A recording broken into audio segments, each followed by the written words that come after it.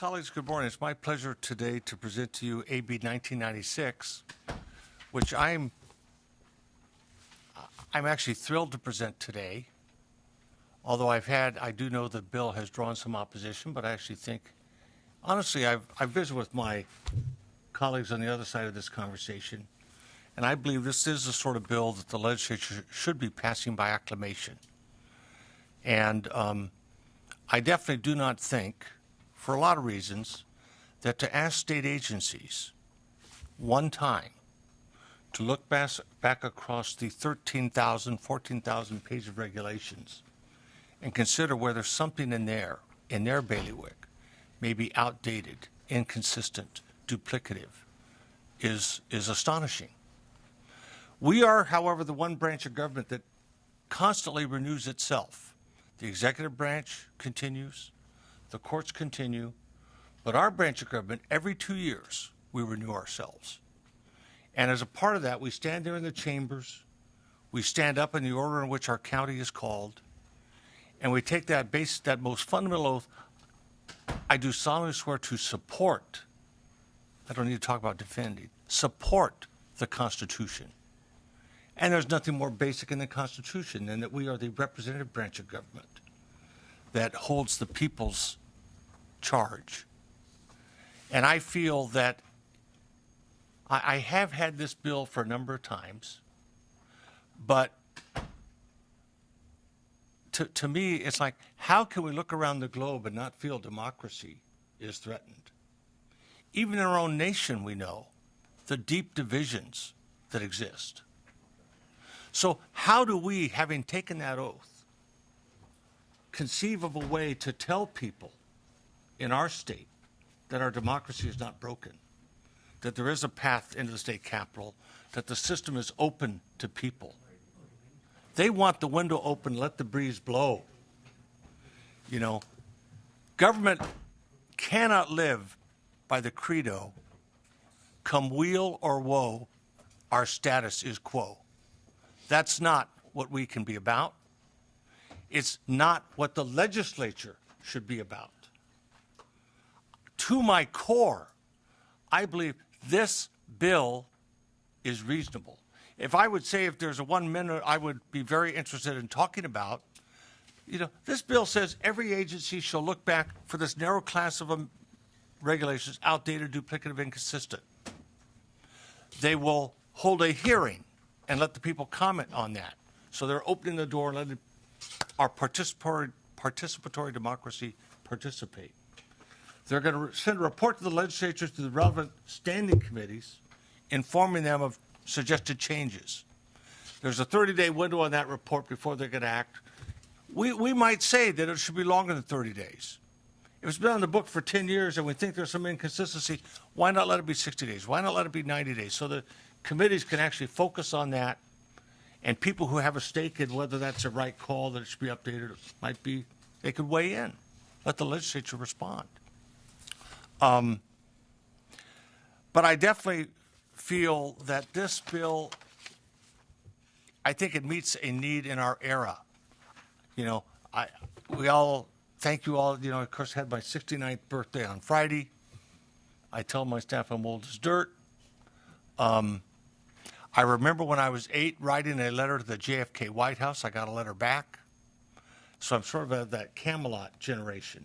What an excitement that was created from that presidential race. And then before I was elected official, like less than 2 weeks before I took my first oath of office as a city council member, I got a letter from another Kennedy. This one, U.S. Supreme Court Justice Tony Kennedy, who wrote me a letter, and he said the following: congratulations to you and all of your colleagues for working to reinvigorate the principle of participatory democracy. Self-government must not be an abstract ideal, but must be a reality. And we must be unceasing in our efforts to make it more effective and respected by our people. Colleagues, I look at this bill that just says a one-time look for things of a very narrow class to see if they might be updated to more accurately reflect how the whole system works. This to me is just a strategy for the legislature, this continually renewing institution, to take a step to make our participatory democracy more respected. I really think we are in an era when every lawmaker, every public official really has to concentrate on how do we make our systems, our institutions of government more respected by our people. And so, as I say, this bill requires each state agency to review all of its regulations and identify and revise any that are duplicative, overlapping, inconsistent, or out of date. There's a timeline for this, January 1, 2026. I well know that the Office of Administrative Law requires a review at the outset. I went to work in the building in 1977, right after OAL had been set up. It was a keystone of Speaker Leo McCarthy's career, and so I go back to that day. This is one that is more, as I say, it's focused on the passage of time, and as I say, our institution deals with that. So many of our bills are kind of looking at statutes. So I do think it supports accountability, but really I think it's acknowledging time passes, things change. People want to feel their system of government is responsive. I think this is not a heavy lift. There could be a question, and it has been raised by some of the critics of, well, oh my gosh, they're going to have to take time and resources to do this review. And so it sort of becomes a question of, is that the right use of time? That is actually a fair question. Resource allocation issues are always important. But viewing it through the lens of democracy and how we strengthen it and how we establish that we are focused on a responsive, accountable, participatory democracy, I think this one-time allocation of resources that they have 4 years to get through is not too great a burden. And I actually think it actually rebalances the system in a way that's good for democracy. So that is my presentation. I do want to note that there is that provision which grew out of my conversations with Labor on this bill years ago, that I will read into the record, that says, this chapter shall not be construed to weaken or undermine.